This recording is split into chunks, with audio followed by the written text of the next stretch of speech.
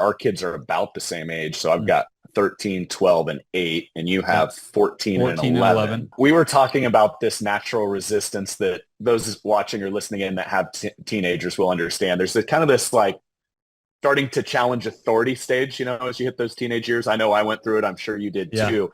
How has that been received from the kids as far as, oh, dad, another one of these? Do you ever get that? Or how do you kind Yeah. of frame that so you're like pouring into them without and like getting through that resistance? Yeah, it's interesting. I get that a lot. I get, it's like I used to go, snuggle with my daughter when she was up until probably 11, maybe, and Mm-hmm. at 14, she's like, Dad, get out of my room. And get out of my bed. I don't want you in my bed. And so Dad's not quite as cool, and it's more challenging to connect. And what I found and what I mentioned to you is what's been really effective is partnering with fellow like-minded dads who have kids that are either friends with my daughter or could become friends with my daughter. There's two in mind, that in the last weekend, we went on a double daddy-daughter date.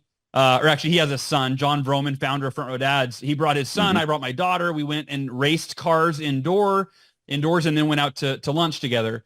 And the dynamic of that, it's like the one-on-one time, she's not as interested. She wants friends, right? She's like, Yep. Dad, why would I want to go bowling with you, right? Like I want to go hang out with my friends. And so while that breaks my heart, I also have to navigate her reality and her feelings and meet her where she is.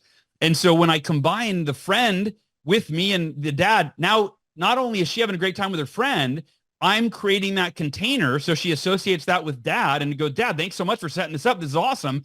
And one thing that I didn't realize until last weekend is she sees me not as dad. Now I'm a buddy to another buddy. So I'm interacting Yes. with her friend's dad, and she's like, whoa, my dad's like cool and funny and lets his hair down. And so, yeah, man. So that's been and I have another dad this weekend with a different friend. And so that to me has been the most effective way to parent teenagers is to co-parent them with their friends' parents and getting on the same page and doing fun activities together.